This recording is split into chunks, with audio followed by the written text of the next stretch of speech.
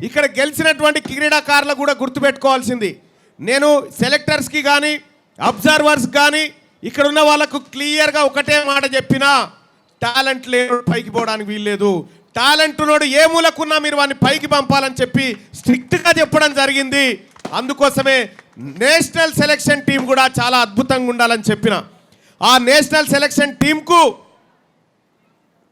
ఇక్కడ మళ్ళీ ప్రత్యేకంగా మీకు క్యాంపు పెట్టి మీకు సంబంధించినటువంటి అన్ని కిట్లు కూడా మళ్ళీ మేమే ఇస్తూ మిమ్మల్ని మహారాష్ట్ర కదా మధ్యప్రదేశ్కు అండర్-17 టీమును కూడా పంపిస్తూ ఉన్నాం.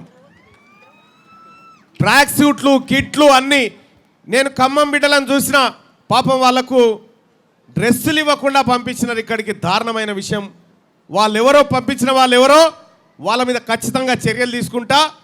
ఇంకోసారి ఈ ప్రభుత్వ పాఠశాలలో జరిగేటువంటి ఏ వేడుకల్లో కూడా ఈ బిడ్డలు అనాథలుగా రావద్దు ఇక్కడికి. క్యూ న్యూస్ లో పనిచేయుటకు అనుభవం గల నిజామాబాద్ రిపోర్టర్లు కావాలను మీరు సంప్రదించవలసిన నెంబర్ 8688926084.